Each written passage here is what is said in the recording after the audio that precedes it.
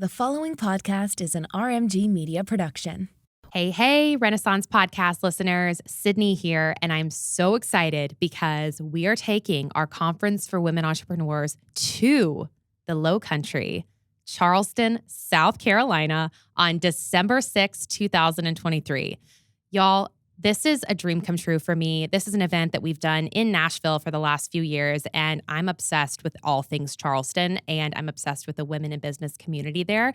So we're going to be bringing it there because that's what we're doing. So get ready to learn from successful women entrepreneurs, connect with like-minded women, gain practical insights and strategies, and all things business, branding, marketing, accounting, operations, leadership, mentorship, community, and more to take your business to the next level. Early bird tickets go on sale on June 1st. You are not going to want to miss this promotion, you guys. It's the lowest price offering that we will have for tickets. They will be on sale from June 1st to August 1st, and then they will go up to full price starting August 1. So you're going to want to go ahead and get your tickets. The event is happening right around the holidays, so this is a perfect Christmas gift for you or a girlfriend, and we just want you to be there with us. Don't miss it. It's going to be amazing, and you can get your tickets at renaissancewomenscharleston.com.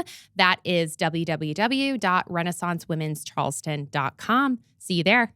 Welcome to the Renaissance Podcast, a podcast for Renaissance women and men who want to create a modern-day renaissance in their life and business. We interview some of the most successful entrepreneurs and share their unique stories.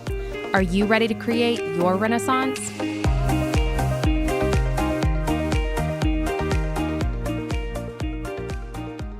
We are back for another episode of the podcast. We're doing a solo episode, which we haven't done in, I think, almost a year because it's been a long time. Have had so many guests and so many amazing people that have wanted to be on the show or that we've reached out to. And we have not had any issues having guests be on this podcast, which is cool because I didn't know how that was going to go when we started this last March. But it is Memorial Day. So quick tidbit that Walker just reminded me. Don't ever say Happy Memorial Day in a post on social media. I think a lot of people do that because it's a fun weekend, because it's a long weekend. Yeah. But you can get in trouble. And if you're trying to be politically correct and, as we all should on social and not be offensive, and I know probably some people are rolling their eyes right now, but it's a thing. And, Memorial Day is a weekend and a day to observe those who have lost their lives that have served our country. Yeah.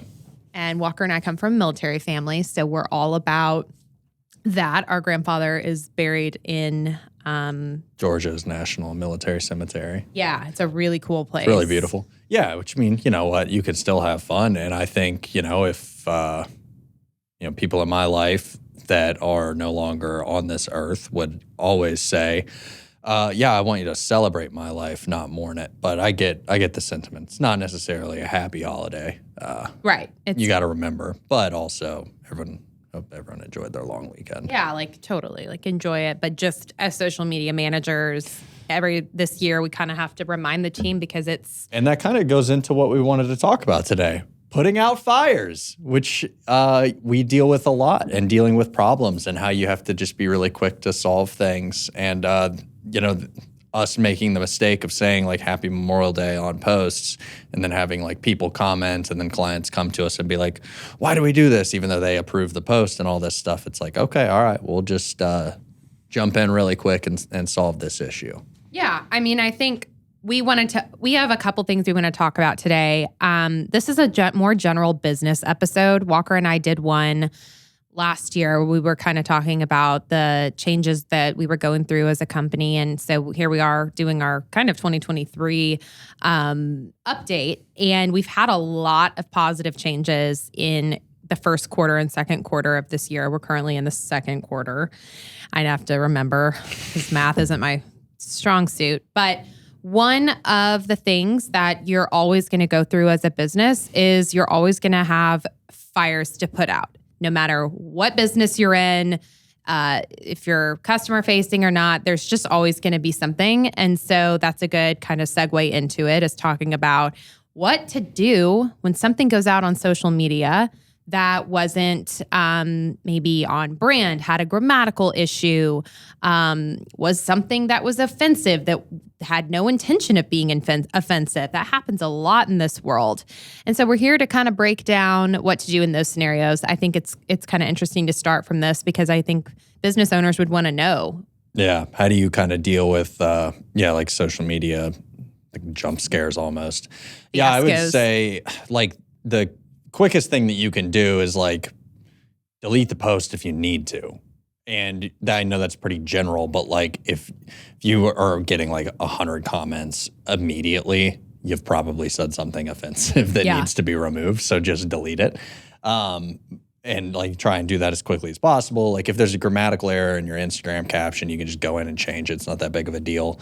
But if it was something like a Memorial Day thing, and if you did post, someone on your team posted, maybe you don't always review the content before it goes out, and you posted Happy Memorial Day, and then you got, say, 100 comments of people being offended, that is grounds for me to post an apology. Yeah.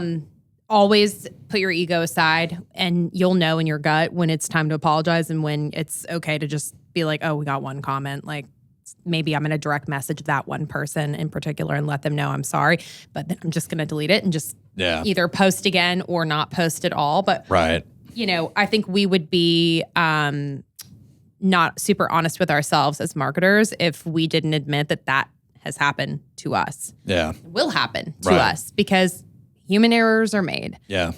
And we don't always use automation for everything in the business, and sometimes we do, and that's when there's usually or sometimes more errors when you are using. When you just let stuff go out. If you're using like a scheduling platform and you get in the if you get too comfortable with that and you just let stuff automatically go out, that can become a problem. Just because you're not always reviewing the fine details of a post or story or whatever, and then it just kind of goes out. I would also say like holiday posting, not every business needs to post on a holiday. Let's use Memorial Day as an example. You don't need to post on Memorial Day. If it's part of your brand and it means something to you, by all means, post.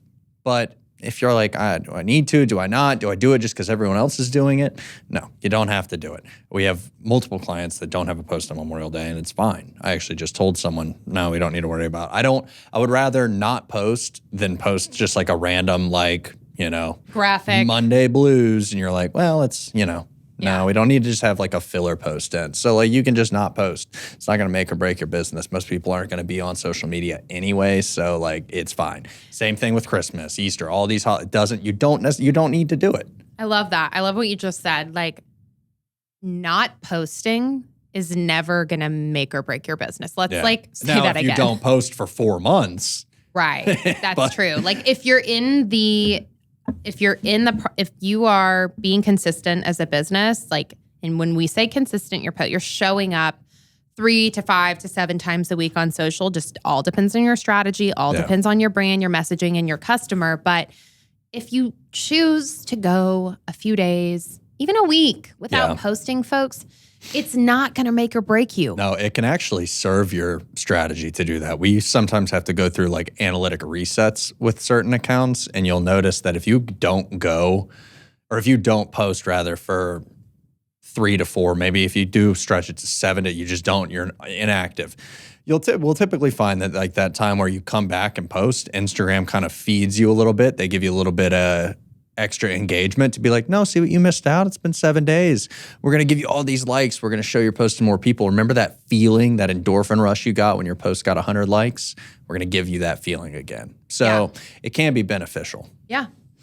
So that's a little bit about putting out fires from a digital standpoint.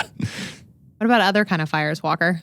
Well, I mean, we're always dealing with team stuff because we're still very new to that, and we're still learning and evolving as leaders. So there's always going to be team issues that you can deal with. What do you do when someone just quits that you never expected to quit, which has happened to us and is always such a bummer and is always like an oh shit moment? I think preparing for the worst truly in business is a smart tactic and a smart move. And Walker and I, we have so many team members that we adore and we love and we want to keep them forever and ever and ever. But we also are smart and we know that everyone is at the end of the day going to do what's best for them. Yeah. Everyone's selfish at the end of the day. As much as they say they care about your business, that's awesome, and you can believe it, and it can totally be true. But also, they're gonna go where life takes them and where their gut and their heart takes them, and that's always cool. And so just be smart as a business owner. Don't put all your eggs in one basket. And we learned this recently through working with the business coach, and we'll talk about that in a minute. But I mean, I think you want to speak on that. Yeah, I mean, we are very good at winging it. Like we are. I think that's the reason why we're in the position that we're in, because we're very good at like thinking on our feet and just being like, okay, this is what we need to do. Like I don't really know if I have like a thing to say. I don't know if I'm qualified to be like, you should do this, because I don't. I'm just, I think, good at like making on the fly decisions about things.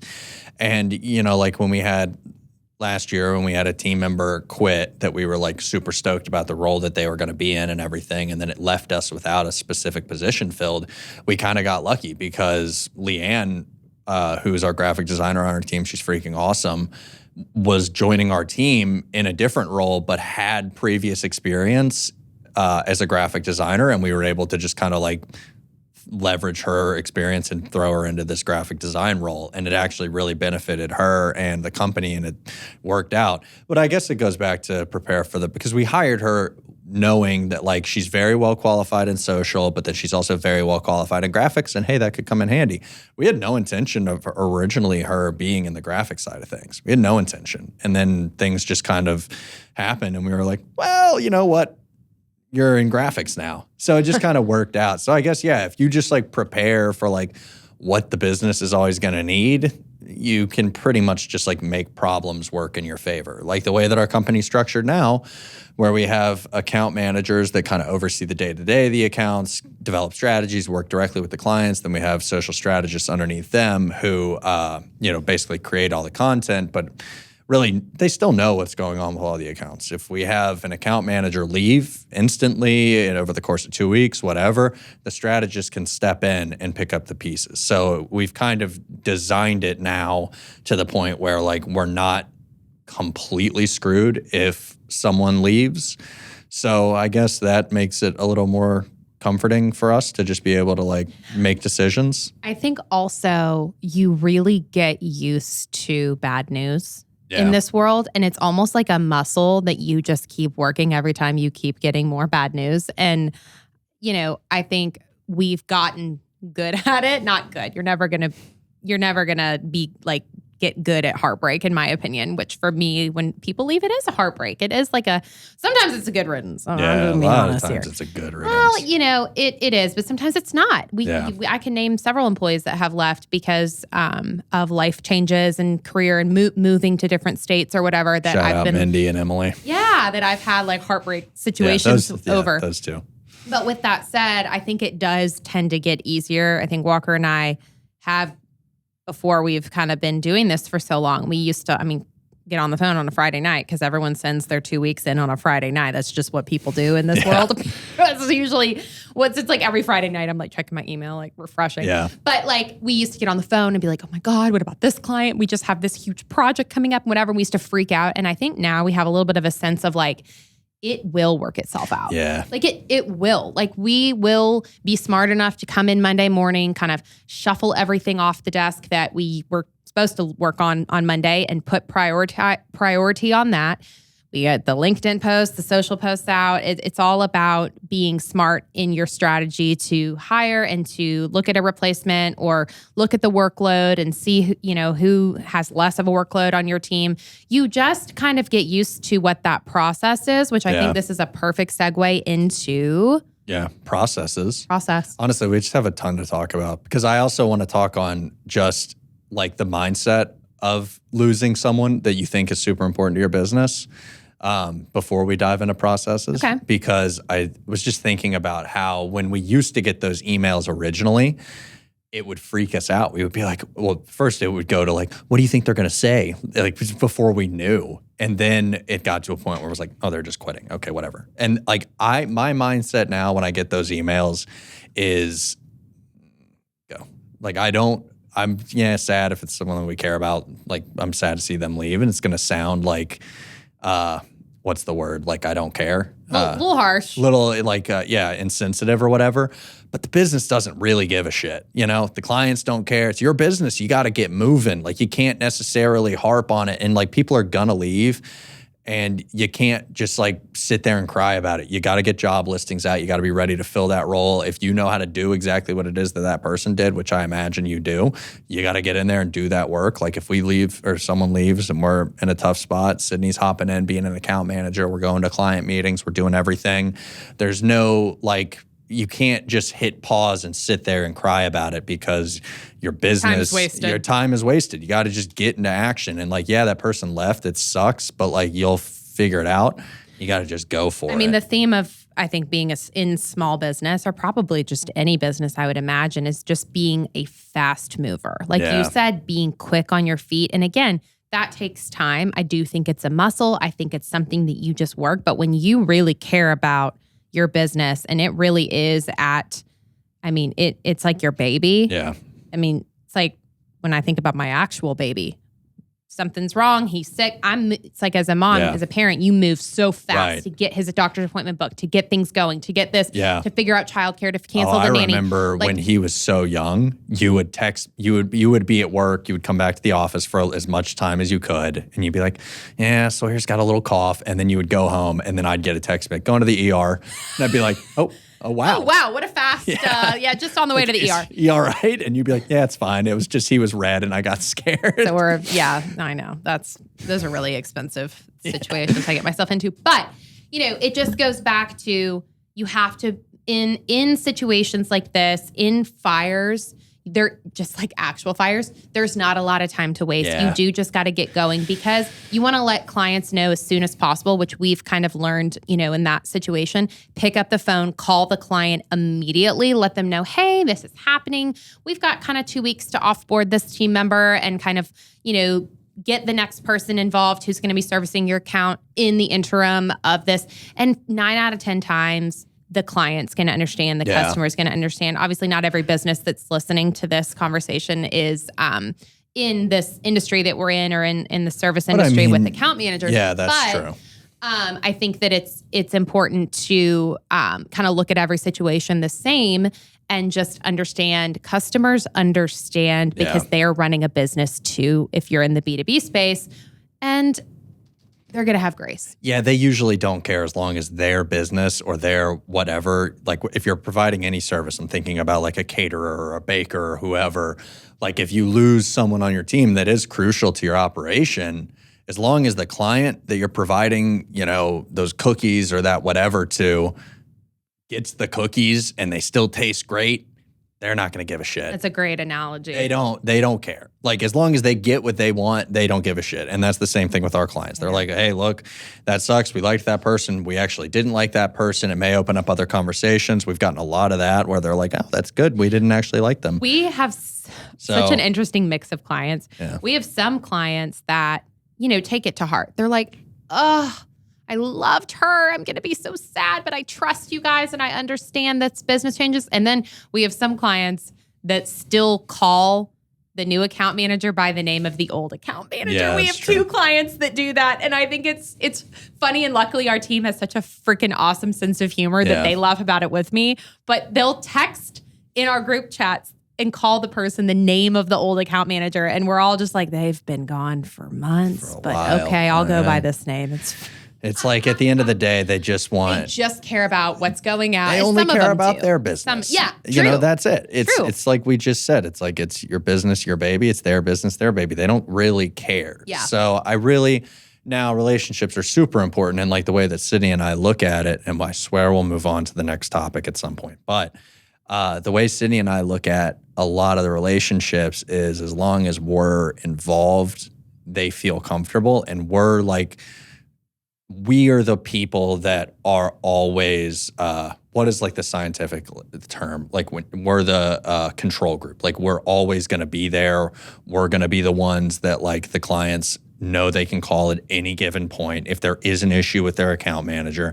And that's just set up in the way that like we've onboarded all of our clients and the systems that we have in place. Yeah. We make it known that they can always trust us and count on us. Yeah. Which has been super important. Yeah. I mean, that is why, and this will segue back into processes and procedures, but like, I say this all the time. I'm pretty much our head of business development at Renaissance. Naturally, Walker definitely is like second in command with that, and we both tag team that a lot. But when I am selling to a client, pitching our services, I'm doing it with a lot of care and a lot of, over communication, and just a lot of times goes into that pitch, and then that nurturing, and then that sale, and then that proposing process, and then negotiating, and whatever comes into it. So much goes into it. Then when I'm handing that account that we've landed and contract is signed to one of my team members, I mean, it can be a scary thing, but that is why you want to make sure that your processes and procedures are really in place for your team members, so that they are fully understanding what the next move is, so that it's a really seamless transition from sale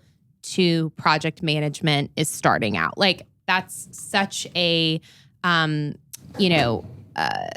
it's a delicate situation that you just really want to make sure that your team is really understanding of how important it is to onboard effectively. Yeah. So we're going to kind of segue into processes and procedures and how they've really changed the name for our business this year. Yeah, I think the biggest thing to even just get there is that we have been working with a business coach, which has really opened our eye up to a lot of things. Shout out to Tiffany Napper. She is truly incredible, awesome friend. She's been on the podcast before. We're going to have her on later in the year probably to kind of run through like everything that we talked about with her and the big changes that we have made, because we're still very much in that process. She's opened up our eyes to a lot of areas of improvement, where we can really scale at the rate that we want to and what we need to do. And a big part of that has been kind of our overall lack of procedures, because we just really didn't have many. It was more of like a loose guideline for everything. And we realized, that just wasn't a productive way to scale, because it would kind of be like, well, one day you can do it this way, but the next day we may do it another way. And the team would always just be like, what does that mean? We wouldn't really know. And we'd be like, okay, you figure it out. But now we're really like, that's kind of our main goal this quarter, is to dial in every single procedure, from like how we hire people, how we train people, how they execute on all of the things that they have to do within their job. That way we can have some consistency month over month. And as we're bringing in new team members, because we're always looking to hire, which is cool, how are they going to always be set up for success? So they're never questioning what their job description is, or they're ever questioning what they need to do for each client. Like, it's going to be somewhat rinse and repeat. Now, our world, you have to like have rinse and repeat with a little mix of ADD, because we're just always bouncing from client to client. There are certain deliverables that are different. We also, do whatever it takes. So like, we may do things that are out of scope, just because it means that our clients are going to receive the biggest benefit. Like, we just put on a out of scope event for a client of ours, very out of scope, but it was very successful. It drove like 70 new people to their space. It was great. They're going to have repeat customers from it. Whatever, it was a little bit extra work, but I think the return just on that client relations side of things is going to be incredibly beneficial. I digress. Back to systems. Well, and what I was going to say on systems that we learned from working with Tiffany is so when you start to work with a business coach, this is totally like, everyone would be like, yeah, duh. They ask you, what are your biggest pain points within your business? So you list out, I'm struggling with this. I'm struggling with this. I think we broke it down to like probably 5 or 6 pretty serious problems we were having within our company. And every time we would go to tackle a new concern, a new problem, Tiffany would kind of pull back the curtain a little bit. Yeah. And the solution to every single problem that we were having was, well, if you had a process for this, if you had a procedure for this, if the team understood all of that, and if it was perfectly lined out, or this process for onboarding, or this process for, whatever.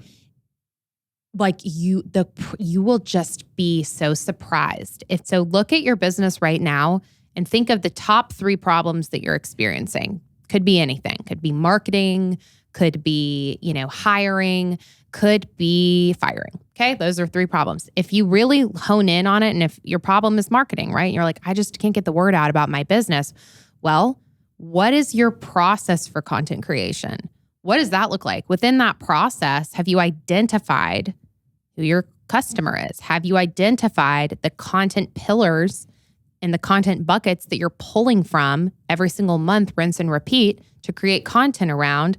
And those content pillars are, the 3 solutions you solve for your customer, like all the things. It all comes down to processes. And I can't say that enough, because now that we're really delving into that with our company, I'm seeing all of our problems be solved before my eyes. Yeah, I mean, it basically is just accountability for everyone. Like one of our biggest issues that like we've had to deal with, our team would, like bad team members and like just our bad leadership would be like, I didn't know I was supposed to do that. And we were like, you do, because we do it every day, but like we didn't have it in writing. So then it became an issue. And then it's just kind of like an annoying kind of workaround, and it's like an annoying scapegoat, which we had to accept full responsibility for.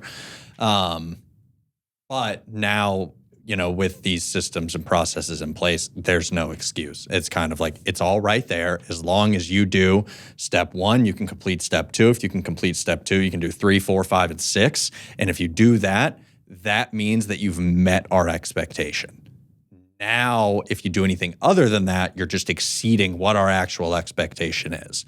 So that's, going to be a fun thing to implement. And it really is like the biggest thing from the business coaching, I think, has been the accountability, because Sydney and I have been in this situation where for the last, I swear to God, 3 years, where we've just been talking in circles, where we've just been like, well, I know we got to do this. And then it would just be like a rotational roundup. And, with Tiffany, it's really great because we have these meetings, and she puts everything into her task manager, and like there's actual homework. I haven't done homework in so long, and I'm doing it again with Tiffany, and it's like it's just a fun thing to look back and be like, all right, well, I did these things. Let's just kind of go from there. Here's when you know it's time to hire a business coach. When you and your business partner, or you and your right hand, or you and your partner, like your husband, your significant other, who you are constantly talking to like a wall, like about your problems within your business, if it's just you and or your mom. I mean, my mom, I feel like our mom was my business coach for a long time, not so much because she was so business savvy, but because she's people savvy and like wisdom savvy, which a lot of your problems are around people. And so that was helpful. But you will know this, once you've reached that point of I now like know as much as I know. I know as much as I know. The internet's no longer helpful. Every time I talk to my business partner, we just go around and around and around, and we never actually get anything solved. Yeah. Then that is when it is time to hire a business coach. And I say that really lightly because I've been approached for the last 8 or 9 years from business coaches. They've all reached out to me, you name it. I've had the DMs, I've had the emails, I've had the calls. And it took me almost a decade to hire one because no one that reached out to me felt right for my business. And I have a lot of friends that are business coaches, and they're fabulous and they're amazing. But I wanted someone that was an expert in creative industries, and Tiffany is really an expert at working with creatives. And if you're a creative, if you work with creatives, we are a difficult breed of peeps. We're a great breed, but we're a little challenging because the way our brains work. And processes and procedures and spreadsheets and organization doesn't always come naturally to creative people. And Walker and I are like so freaking creative. That is why we are in this world. But then also, Tiffany ran and runs an agency. So she checked that box for me of being someone that has walked the walk. And I think when you go to hire a business coach, obviously make sure they've run a successful business, but it's helpful if they've serviced a lot of clients in your industry and or currently are in the industry. Yeah. And the vibe's got to match too. Like the personality thing, I think is the biggest because it's like you said, I get approached by them all the time and they're usually just like people I wouldn't even talk to on a regular basis. Yeah. But Tiffany's like the greatest person ever. And she's so kind. So kind. And it's funny, like just going to the whole system thing. This is a big, I think, this should be, I don't know. I'm just going to say it, I guess. But like, my fear, I was always afraid of like creating systems. And in my head, I would just overthink. I'm like, well, if I do it in a Google Doc, it's not going to do anything because it's just going to be words. No one's going to listen to it. No one's going to live by it. No one's going to do anything. It's going to be super overcomplicated. So then I would just talk myself out of actually putting shit together. And pretty much told that to Tiffany. I was like, what does a system even need to look like? Does that have to be in a slide? Like, what do I even do? Physically, what does it look like? What does it look like? And she was like, oh, here's my Asana. Like, I'll show you this one. And it's super easy. And she put it in our Asana. And I was like, this is so easy to fill out. It's really nice to do it in this format. I really like this. And it just like works with my brain. There's tasks. You can make them all. Like our Asana is now like being utilized times 10. And it's so easy to fill out.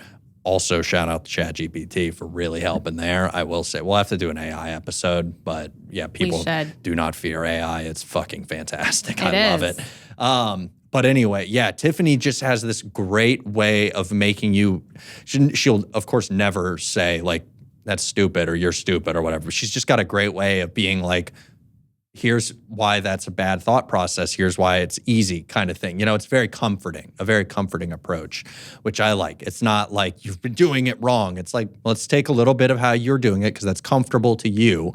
But here's how you can like make that thought work. And I really appreciate that about Tiffany. She knows how to like kind of, because she just understands how creatives operate. And she's like, well, Walker's done it like this for so long.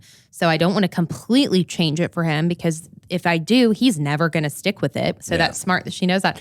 And so it's just a little minor shift there that makes such a huge difference. And then also I think when looking into potentially hiring a business coach, outside of their expertise, their industry, what, you know, the size of businesses that they've built, whatever, look into at their core what their beliefs are. So a huge thing that really opened my eyes through working with Tiffany, but that I already knew about her was she is all about like work-life balance, which I know is like, you know, everyone wants everyone wants the work-life balance. And I feel like I kind of roll my eyes when I hear the word balance because I don't think it actually exists, to be honest with you. But she has this kind of, her philosophy is that you really need to give back to yourself in order to be a really successful business person. And you need to carve that time out and you need to do things that make you feel good so that you can be good in your craft and really ultimately avoid burnout. Yeah. So when we started working with her, one of my pain points was I am so tired of the hustle and the grind, which I realize as an entrepreneur, I'm always going to have that. I'm always going to have my seasons of hustle and grind. And I'm really in that right now because we're struggling to hire someone. So I'm back in the weeds, which as a business owner, you always have to own that. You always have to own that you're going to go through changes within your company and you're going to have to throw yourself back into the weeds, especially if you're small, which we are. And so I brought that to her and I said, by the end of this year, we started working with her in like March. I said, I really want to be able to have my Fridays with my son, my new baby, because I swear I'm going to blink and he's going to be in kindergarten. And then like, it's just going to be so different. And I just want to be able to actually enjoy this time because, you know, again, that's why you choose the path of entrepreneurship. That's why you choose it, because you want to be able to have flexibility in your work life. You don't want to be chained to a desk. You don't want to be chained to a 9-to-5.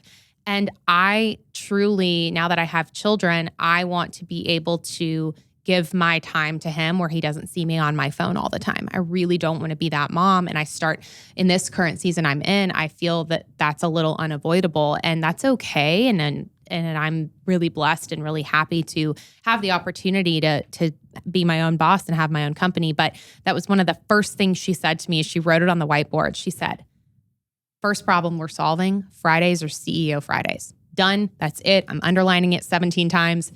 CEO Fridays, that is what Sydney is doing. That is our goals through these sessions. You are going to have those days. That is going to be your time. And this Friday, I got nothing going on. I looked at my calendar yesterday. Nothing on my calendar. Not one thing on my calendar except for I have to go to Target and pick up a life jacket for Sawyer because we're going to the pool on Saturday. And I'm like, hell yeah, man. Yeah. And I'm so happy because for me, the definition of success in 2023 is an empty calendar. Drink to that. Yeah. Just drinking coffee. Just drinking black coffee. Yeah. No, that is good. I mean, I think you got to, and that was the big part is, just kind of figure out what those goals are and then just kind of go for it, And I think also this is one of those times where you got to just like really be patient. And that's a really hard thing to do because, I think with our business, we've made the mistake of like not being patient at all and just jumping into things, which, if you've listened to the podcast, you're going to be like, well, Walker, you say to do that literally every single episode. Just jump in and do it. Which, I agree. You got to do that. I agree with myself. You do need to jump in and do shit. But also, I think, if you don't take the steps now to ensure success in the future, you're just going to screw yourself over. You're going to make the wrong choice when hiring. You're not going to have the right plan in place when you hire that person. So they're going to get trained properly and they're going to have resentment because they have no idea what the fuck is going on. And then they're going to just quit or be pissed or spread that to your next team member because you didn't take a fucking day to just build out a goddamn system. I'm just so mad at myself.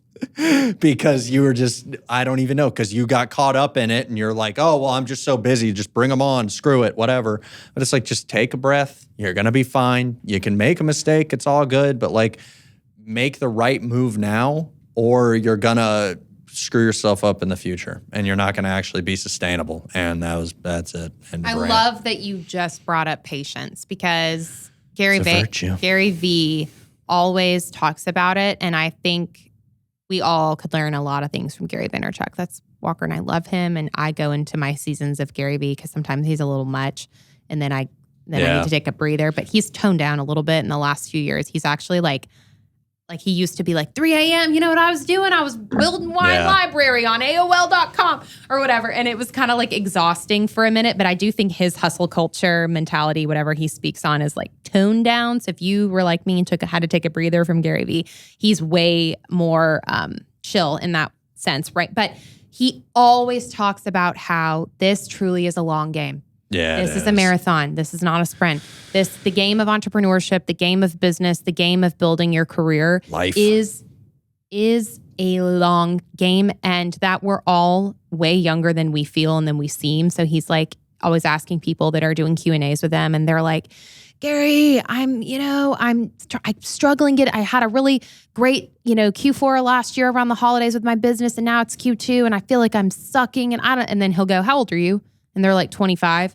And he's like, I started my whole thing when I was like 40. Yeah. You got time, bro. Yeah.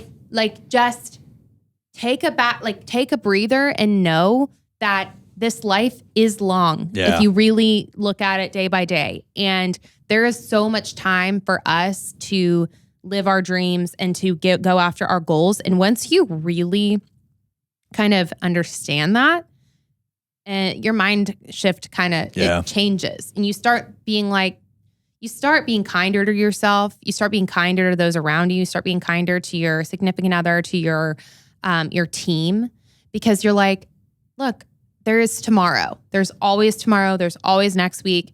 And you can get it done and you always will. Yeah, as long as you're doing something that you love and you're enjoying, like, you got to enjoy what that process is, especially if you're building something, because it isn't going to be linear. It's always going to be a wild path. But you got to just enjoy it, because as long as you're taking actionable steps, I believe that sentiment of like you're a lot younger than you are. And of course, you could start this at 40, 50, 60, doesn't matter. But like, as long as you're taking actionable steps towards a future that you really want, and like you're doing something that gets you there, then for sure, like, you're good.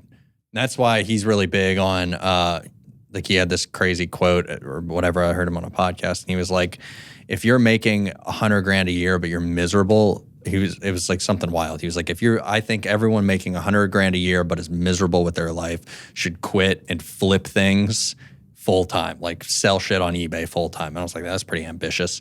But because you can like be happier by like getting involved in that process and building your own thing, than like working for someone and making $100,000 a year or whatever, which I like to take that and think on it, because obviously there's, it's just a pretty broad statement. Like the sentiment is like, just do something that you actually want to do, be happy, and you'll feel a lot more fulfilled versus, chasing the paycheck at the end of the day. I love that too, because in order for you to have it as a long game, in order for you to actually look at the game of life, the game of business, the game of entrepreneurship as a long game, there has to be a bigger motivator than money. Yeah.